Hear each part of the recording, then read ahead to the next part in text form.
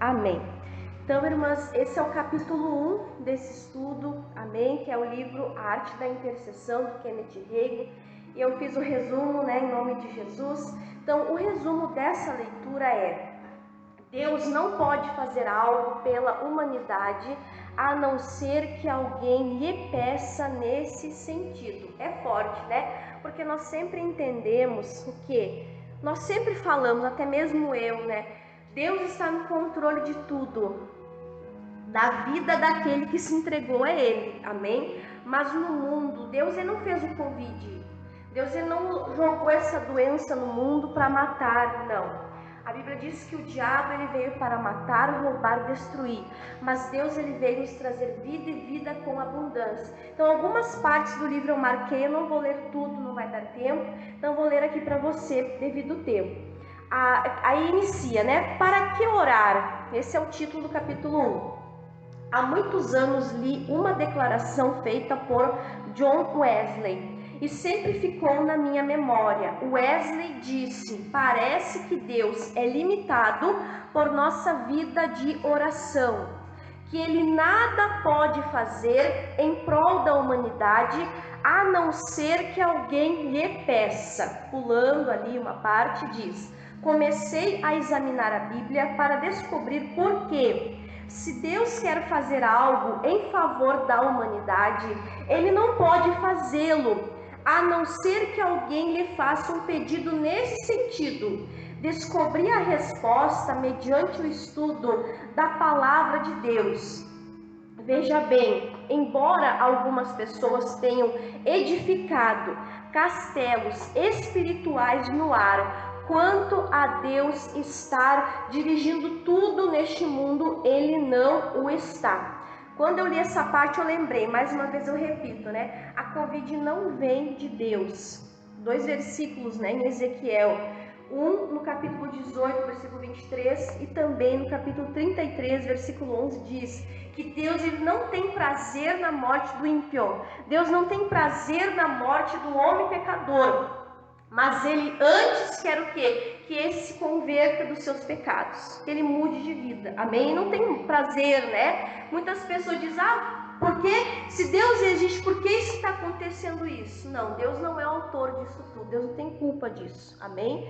Então, Ele quer que o homem, ele se converta. Eu estava lembrando também que muitos estão longe de Deus, Aquela pessoa que está buscando a Deus, entregando a vida a Deus, Deus está no controle, amém? Aí é verdade, que nós estamos entregando, Senhor, eu entrego esse dia nas suas mãos, seja feita a tua vontade, alcança a minha casa, você está ali orando, Mas muitos estão longe de Deus, Estão no pecado, até anotei aqui, estão presos em cadeias, em grilhões espirituais do inferno, lugares dominados por hostes espirituais da maldade, Em Efésios, no capítulo 6, versículo 10 em diante, ele fala, ele ensina, E ali não está o Espírito de Deus. Vou dar só um exemplo, Às vezes aquele vizinho barulhento, que grita, que briga, que xinga, fala palavrão, coloca música, lá perto de casa eu tenho, Coloca música alta, com as músicas do mundo, E não tem respeito, Aconteceu lá em casa de um sábado para domingo, Eu fui, me levantei, estendi minhas mãos, porque estava impossível, Comecei a orar, comecei a repreender ali aquele demônio, aquele mal que estava agindo ali, que estava dominando, que estava liderando com a bagunça, com a confusão, E ali foi parando agora, graças a Deus, eles pararam. Então, como é importante nós orarmos, pelo bairro que você mora, ali é necessário, porque aí Deus ele vai enviar os anjos dele, amém? Os anjos ministradores da bênção. Aí eu fiz um resumo aqui. Ele conta a história de um homem que durante a guerra do Vietnã, ele era um jornalista, Ele não era cristão, Ele nunca havia lido a Bíblia, ele não frequentava a igreja, mas ele não era ateu, ele não se declarava ateu, Ele acreditava que existia um Criador, Ele não desacreditava em Deus, também não acreditava, mas ele acreditava que havia um Criador, Ele se declarou assim, em algum lugar. E ele escreveu assim, aquilo que os cristãos dizem a respeito de Deus não condiz com aquilo que acho que um criador deveria ser, nem com aquilo que vejo dele na natureza. Até mesmo os pastores dizem: Deus tem tudo sob controle, Ele está dirigindo tudo. Ora, se é Ele quem controla realmente, bagunçou todas as coisas. Olha só, as pessoas se matam umas às outras, as crianças pequenas estão morrendo, estão passando fome, as mulheres estão sofrendo, há guerras em todos os lugares. Se Deus tem tudo sob controle, você quer dizer que Deus está dirigindo aquelas guerras? Aí ele diz: mesmo um jornalista irregenerado sabia que aquilo não era certo, né? Mas Deus não é culpado por essa bagunça, amém? Só quero aqui frisar com você. Aí o Kenneth continua: Deus não está governando este mundo, Ele não está reinando na terra. Graças a Deus que um dia reinará. Aí eu coloquei assim, né, ali meditando, que Deus, ele é cavalheiro, né? Cavalheiro, né? A gente sempre aprendeu isso. O Espírito Santo, ele não vai arrombar a porta, ele não vai entrar se não for convidado, né? Ele entra com nós, sempre quando o pastor ora, convida o Espírito Santo para entrar no seu coração, abre o seu coração, né? Então Deus, ele não arromba, ele é o cavalheiro. O diabo é ladrão, né? Ele arromba, ele entra, ele derruba a porta. É violência, não, mas Deus, ele é cavalheiro, né? Então ele não entra se não é convidado, né? Se não há liberdade, como que ele vai agir, né? Aí ele continua escrevendo: graças a Deus que um dia ele reinará. Exatamente agora, porém, sua vontade não está sendo feita na terra, a não ser nas vidas daqueles que se entregam a ele. É fácil perceber esse fato se você aceitar aquilo que a Bíblia diz. Ela diz que Deus não quer que nenhum pereça, senão que todos cheguem ao arrependimento. Está lá em 2 Pedro, capítulo 3, versículo 9. É óbvio que a sua vontade não está sendo levada a efeito. Quando os indivíduos aceitam o Senhor Jesus Cristo como seu Salvador, a vontade de Deus se cumpre na vida delas. Mas se Deus estivesse dirigindo as coisas, impondo a sua vontade às pessoas, ele, já que não quer que ninguém pereça, levaria todas as pessoas a ficarem salvas hoje e passaríamos para o milênio amanhã.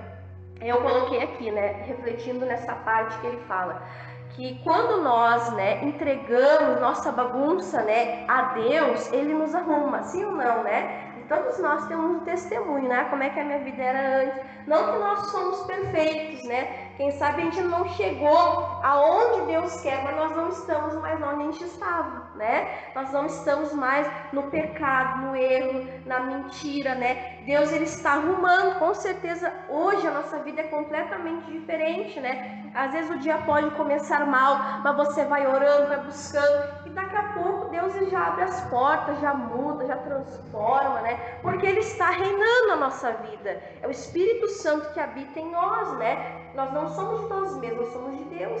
Então, aí onde há aquele versículo em Malaquias, agora eu não lembro se é capítulo 3 ou 18, ou 4, 18, eu não lembro, que diz assim, que outra vez vereis a diferença daquele que serve e daquele que não serve a Deus, né? Então, aquele que entrega a vida a Jesus, Deus, ele arruma, né? Daquele louvor, eu sou tua casa, tua morada, né? Mude as coisas de lugar. Deus, ele muda. Esses dias até o pastor colocou, né, uma descrição assim, eu não sei como falar como ele diz, mas é assim, quando Deus, ele habita na nossa vida, quando nós habitamos na presença de Deus, ele coloca as coisas no lugar, né? Então, nós podemos ver em diversos lugares do mundo, lugares onde há fome, né? Onde há guerras, onde há destruição, que ali há um principado agindo, né? De destruição, um demônio, não é o Espírito de Deus, né? Por isso a importância da intercessão, de nós orarmos e clamarmos, Senhor, coloca as coisas no lugar, ainda que a gente não sabe orar como convém, né? Mas o Espírito Santo, ele nos usa.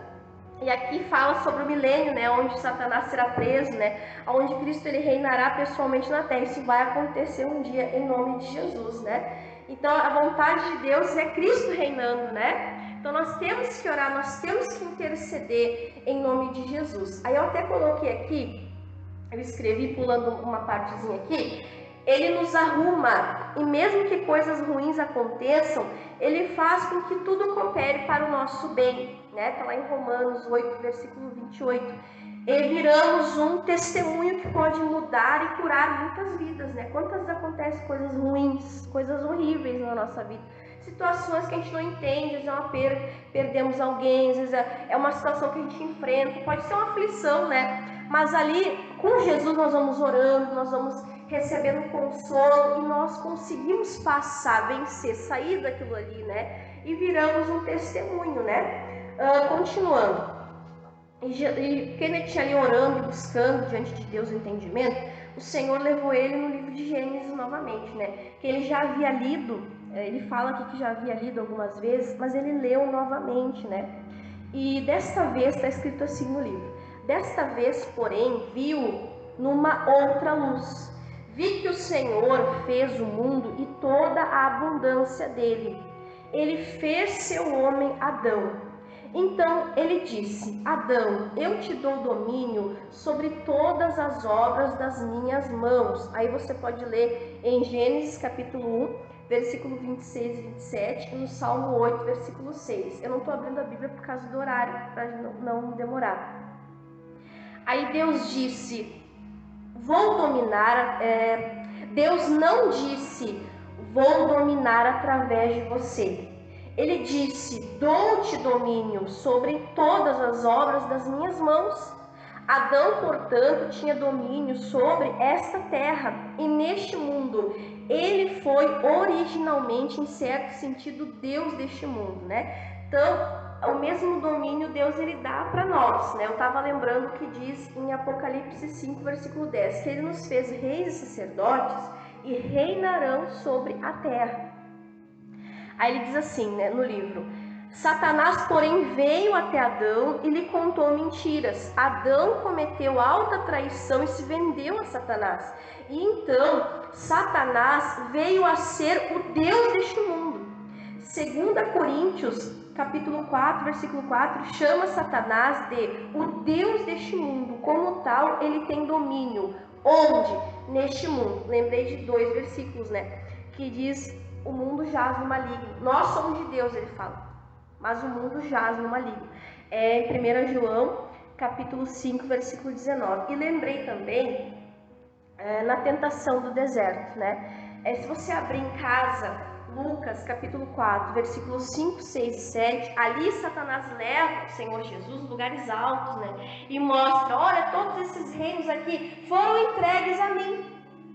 Se você prostrado me adorar, eu te darei, olha que absurdo, eu te darei o domínio deles, né? Então você vê o próprio diabo ali falando, né, na palavra de Deus, né, declarando. E o próprio Senhor fala em 1 João: o mundo jaz no maligno, né? Então, algo que me chamou a atenção também no livro, já vamos terminar, que diz assim, ó: ele terá domínio, ele será Deus deste mundo, até terminar-se o prazo de arrendamento de Adão. Já vou explicar o que é o arrendamento. Pesquisei para ver o que é isso, né?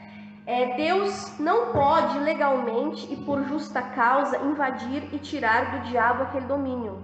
O diabo tem domínio aqui. Ele tem o arrendamento outorgado a Adão. E Deus nada poderá fazer a não ser que alguém aqui embaixo lhe peça. A gente até lê de dá até uma certa, como assim, né? Mas o que é o arrendamento, né? Arrendamento de terra, né? Adão era proprietário da terra, né? Mas ele cedeu, ele transferiu ao diabo a posse da terra. Ele entregou a terra para o diabo quando ele acreditou na mentira, quando ele caiu ali no pecado, né? Quando ele comeu do fruto proibido, né? Adão e Eva, né? Então foi entregue ao inimigo. Mas glória a Deus por isso, né? Ele diz assim: até terminar-se o prazo de arrendamento de Adão. Terminar o prazo de arrendamento é quando o dono vem e toma a terra de volta. E quando eu estava refletindo aqui, eu lembrei: Jesus tomou as chaves do inferno e da morte. amém? Que está lá em Apocalipse capítulo 1, versículo 18, né? Ele tomou, e a Bíblia diz em Mateus capítulo 16, versículo 19, eu te darei a chave do céu, as chaves da vida, eu te dou as chaves, né? Então, o que ligar na terra será ligado no céu. O que desligar na terra será desligado no céu. Ele diz, né? Eis que vos dou poder e autoridade para pisar serpentes e escorpiões sobre todo o poder do mal e nada vos causará dano. Né? E no final, eu lembrei em Isaías 52, eu até vou abrir rapidinho aqui e já vamos terminar. Isso aqui fala muito no meu coração, estava ali meditando. E Deus ele fala assim, né? Isaías 52, versículo 5. E agora, que tenho eu aqui que fazer, diz o Senhor? Pois o meu povo foi tomado sem nenhuma razão. Os que dominam sobre ele dão uivos, diz o Senhor, e o meu nome é blasfemado incessantemente todo dia. Portanto, o meu povo saberá o meu nome por esta causa naquele dia, porque eu mesmo sou o que digo, eis-me aqui. Quão suaves são sobre os montes os pés do que anuncia as boas novas, que faz ouvir a paz, que anuncia o bem, que faz ouvir a salvação, que diz a Sião, o teu Deus reina. Eis a voz dos teus atalaias, eles alçam a voz, juntamente exultam, porque olho a olho verão quando o Senhor voltar a Sião. Clamai cantando, exultai, juntamente, desertos de Jerusalém, porque o Senhor consolou o seu povo, remiu a Jerusalém. O Senhor desnudou o seu santo braço perante os olhos de todas as nações, e todos os confins da terra verão a salvação do nosso Deus. Retirai-vos, retirai-vos, saí daí, não toqueis coisa imunda, saí do meio dela. Purificai-vos, vós que levais os utensílios do Senhor, porque não saireis apressadamente, nem vos ireis fugindo, porque o Senhor irá diante de vós, e o Deus de Israel será a vossa retaguarda. Que Jesus já fez a obra lá na cruz. Ele diz que tenho eu que fazer aqui, né? Nós temos que clamar, nós temos que tomar posse dessa palavra, dessa chave que o Senhor está nos dando, e clamar, interceder e orar, que nós somos os atalaias, amém? Nós somos ali a boca de Deus, né? Que vamos clamar, que vamos sair clamando, que vamos sair orando, né? Ele diz, retirai-vos, sai, né? Sai do erro, se tem alguma coisa errada, se tem alguma mágoa, tira isso, né? Não toque em coisa imunda. Vós que levais, né, os utensílios do Senhor, nós levamos o Espírito Santo, nós levamos a palavra, né, a fé que vem por ouvir a palavra de Deus, né? E ele diz, vocês não estão sozinhos, vocês não vão sozinhos, porque eu vou à frente de vocês, né? A voz da palavra, como o pastor Jaime sempre ensina, os anjos de Deus, né? Eles são ali os ministradores da bênção, eles ouvem a voz da palavra quando nós oramos, né? O Senhor ele envia os anjos ministradores da bênção, né? Em nome de Jesus. Então nós não estamos sozinhos. Ele está conosco nessa peleja. Ele vai à frente. Tem muitos versículos, muitas passagens que não dá tempo de nós aqui vermos, né? Muitos que intercessores na Bíblia. Eu lembrei do rei Josafá, do rei Ezequias, né? Ali nas guerras, eles na presença de Deus levavam o povo a clamar, a jejuar, a interceder, né?